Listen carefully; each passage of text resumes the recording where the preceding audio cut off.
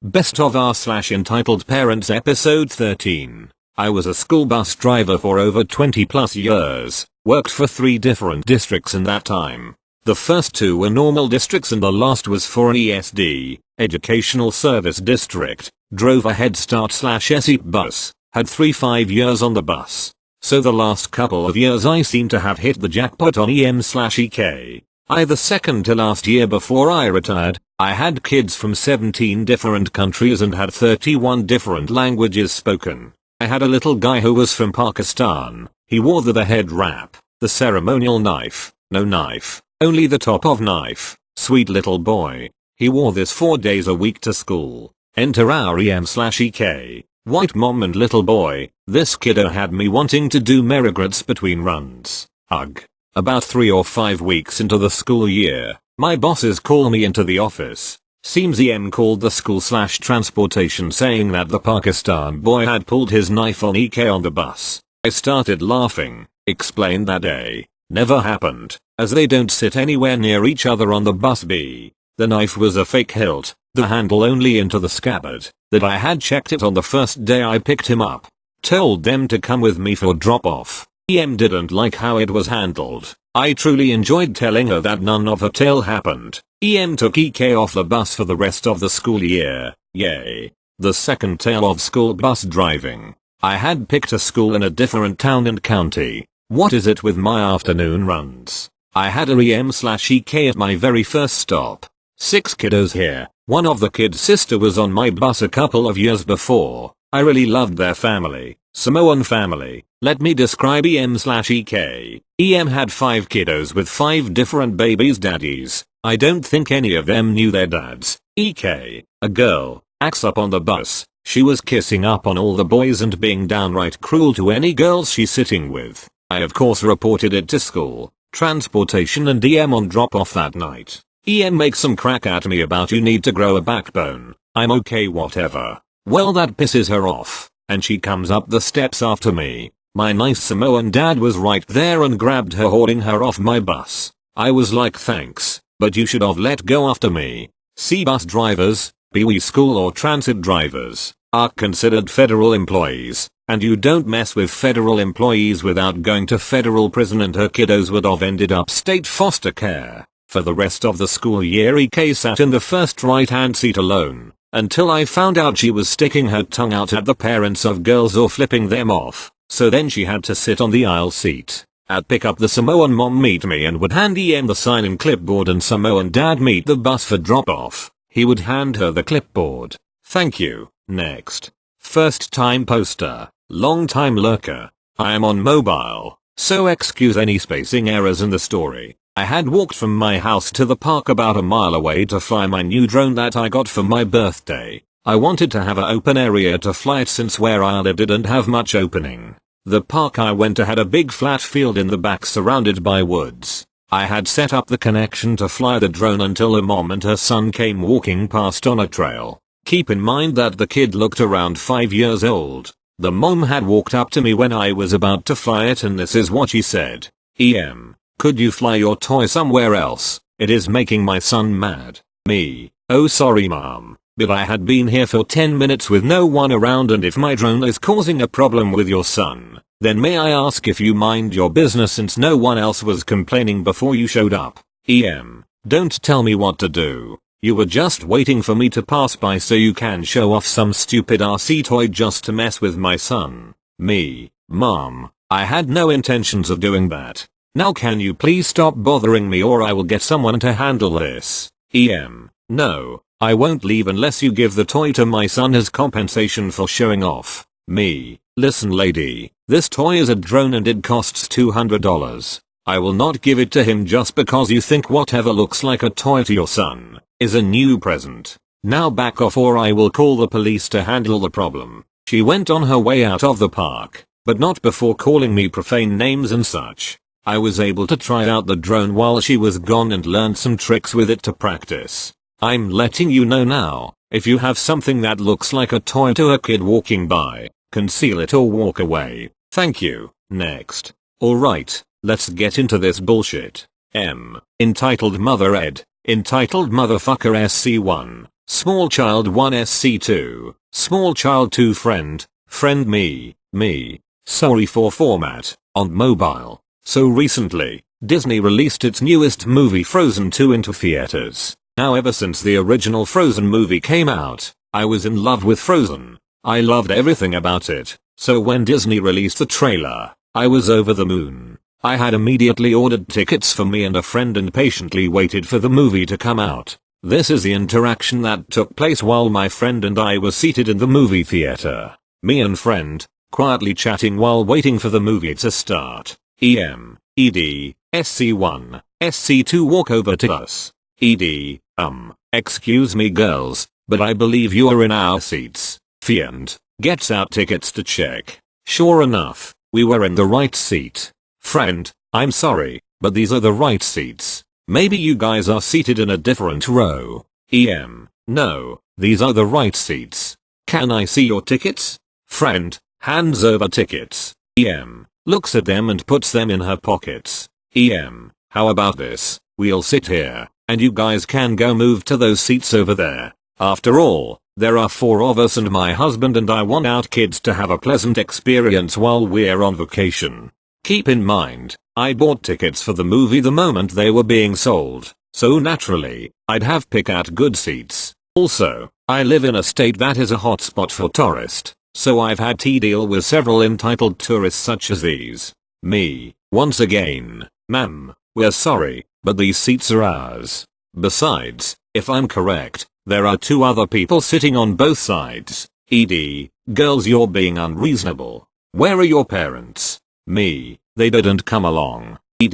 So you 2 are seeing a movie that is clearly out of your age range. Frozen is rated PG-13. My friend is 16 and I am 15. However, due to our faces, we can appear to be 11 and sometimes 10. Friend, no, we're old enough to see this movie.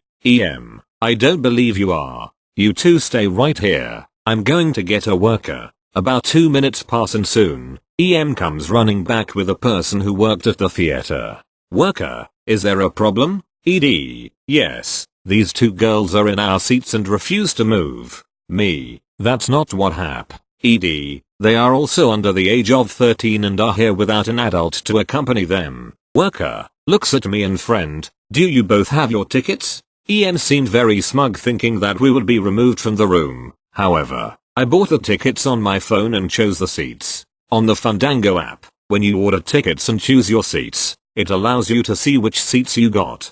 Me, takes out phone and shows seat numbers. Also, if you didn't believe I am over the age of 13, look at this. I showed him my school app which, when logged into, shows what grade you're in and your birthday. See, I am 15 and I'm in the 10th grade. Now, if you'll excuse me, my friend and I are trying to enjoy the movie which I had bought tickets for a few weeks ago. The worker looked at EM and ED and asked them for their tickets. When they gave him the tickets, the worker kicked them out. I didn't know why, but apparently they had snuck in using tickets from an earlier showing.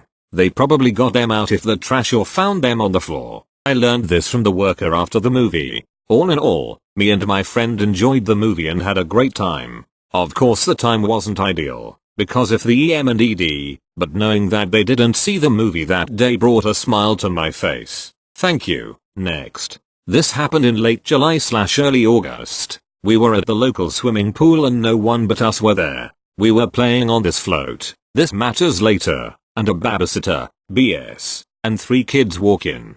2 of them were twins, the boy Ek and girl GT, and a younger girl, Ig. GT and Ig played with my sis on the float. I noticed that Ek was being rough with GT but I thought nothing of it because me and my siblings are a bit rough with each when we play. A few hours later, I went to get changed because I was tired and had a headache. I was upstairs in a changing room area when Mike came in. She told me to go to the nursery area by the door and sit with my sis, GT, and Ig. When I got downstairs I noticed that GT was lying on the ground wrapped in towels. I asked what happened and my sis and GT told me what happened. The BS and the kids were getting ready to leave and so was my mom and sis. Ek was having a fit. He threw clothes and pool toys into the pool. He ended up throwing BS's phone into the pool. He was sent back to the pool to get stuff with GT. The BS turned around to put up something and turns around to see Ek pulling GT underwater. In the deep end, GT was a bad swimmer. By her hair, the babysitter dove into the pool and got them out. They sent all of the girls into the nursery and talked to Ek. GT was okay and she played with Sis and Ig. Ig told me that Ek tried to do this before. They got kicked off of a pool near the one we were at because of this. I didn't see what happened next, but my mom told me what happened. She tried to talk to him and tried to guide him by touching him and he almost bit her. They got him instead and talked to him. Some of the phase Ek said include, "She's my twin so I can do what I want. There can only be one of us and I'll do it again." He bit a staff and the police and Ek's mom were called. My mom and BS talk to the police, then the mom shows up. He says that it's the babysitter's fault because he didn't have his ADHD medicine and she should have been more gentle. The BS left crying. It turns out that the kid's grandma had custody, not M. I don't know much else, but I'll update if I find out anything. Thank you. Next. So I am a first time poster, long time lurker. Anyway, here are the characters. Me, a magical unicorn. EP, very funny clown. NT, nice teenager. Anyway, here's some backstory. It will make sense later. I used to self-harm and still do. Don't worry, I'm in therapy. Anyway, story time. I was at the mall with my friend. Let's call him Ryan. We were just hanging out at the mall talking about what we were going to do over Thanksgiving break. Now I had cuts on my arms and also a lot of scars. I was also wearing short sleeves that day too. This is when EP and NT come in. NT came up to me first and said, "NT, hey, I noticed your cuts. You okay?" Me, "Oh yeah, I'm fine. Thanks for asking." Now this is where EP comes and freaks out. EP, "Oh hey honey, who is, oh my god, are those cuts?" She screamed this as loud as humanly possible. Several people look and it's very quiet after.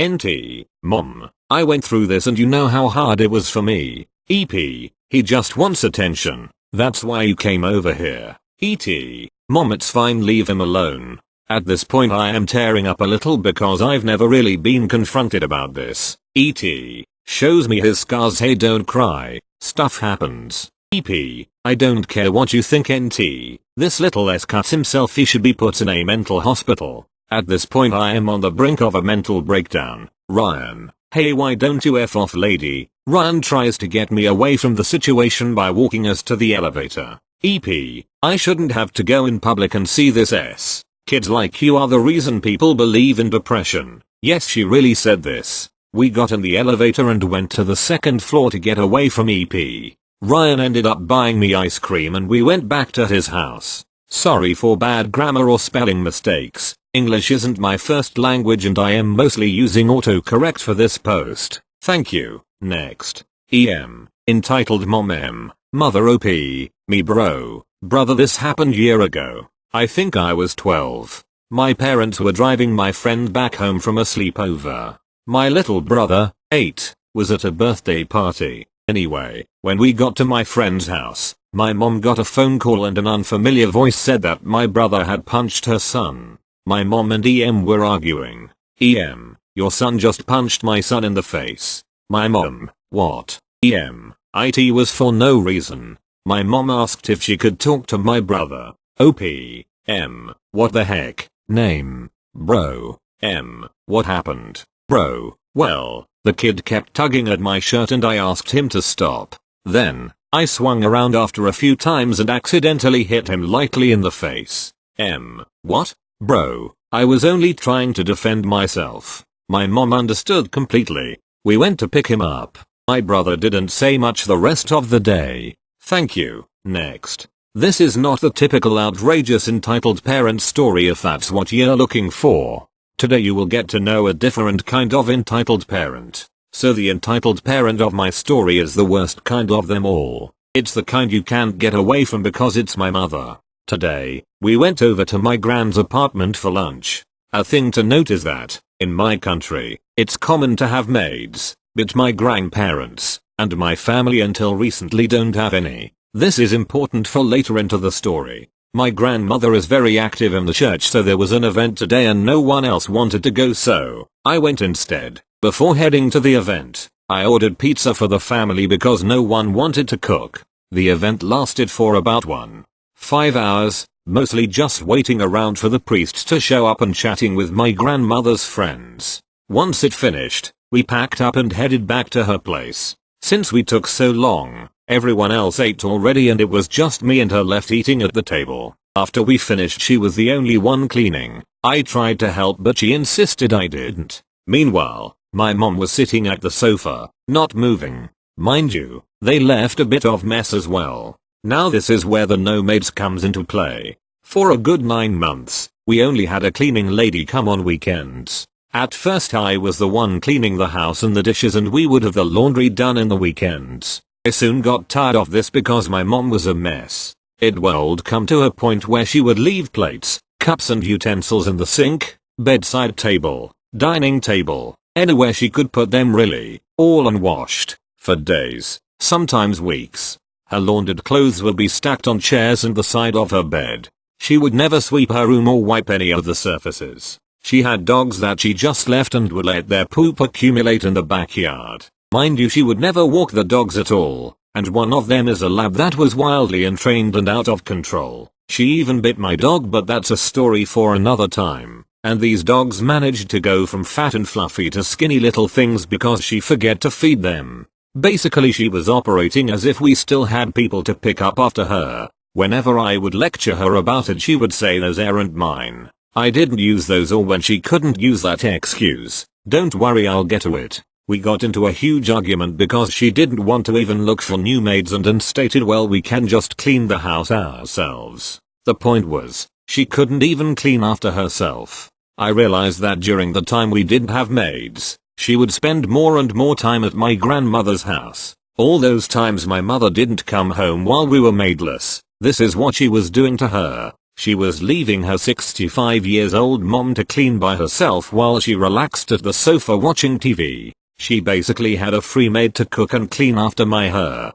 This was probably going on for the longest time and I couldn't fathom how someone could just leave their mother to do all the work. It was one thing to be lazy in your own home, but in someone else's? My grandmother afterwards started folding clothes, so I started helping her out. Meanwhile, my mom is still relaxing on the couch. When it got really late, like 12, my sis wanted to leave as she was the one driving. My mom took forever to get up. My sis got so pissed she left. So what does my mom do? She then asks my gran for a glass of water, when she was literally 5 steps away from the kitchen. After a while I told my mom to hurry up because sissy was waiting for her and it looked to me like she was taking her sweet time. She then snapped with a "yeah wait, my foot is wet" when she was done. She was still looking around, not caring about how long she was taking. When we finally left the condo 15 minutes later, we went down and had to walk and look for my sis a bit because she moved the car. When we got in, my mom threw my sissy's bag out of her way so she could sit. My sis' laptop was in the backpack and of course, my sis is pissed and says, "What the hell? Don't throw my things. My laptop isn't there. Hand me my laptop now." Mom is huffing and shoves the bag to my sis. My sis hadn't put the car on neutral, so I tell her to give it to me so I can check it while she drives. After I make sure it's okay, my mom asks for the laptop and she shoves it back into my sis bag. She's still pissed for no reason. I can tell because of the way the laptop thuds when it's tossed into the bag, and I can hear her zip the bag roughly. She doesn't even apologize and huffs and puffs in the back seat. I proceed to drown her out with rap music. This is the other entitled parent that I think receives little attention and exposure. The kind that believes they don't need to have basic courtesy because of a family, and when you live with someone it's obvious you'll see them at their worst. Her words. It's the kind that chips away at you every day with the small things they do because they can't empathize with anyone but themselves. Peas. If mods don't think this is entitled enough, please delete. Edit. Thank you for my first gold. To anyone actual wondering, my mom's dog bit my dog. My mom didn't bite my dog, but she did make me pay for it. Upside down face.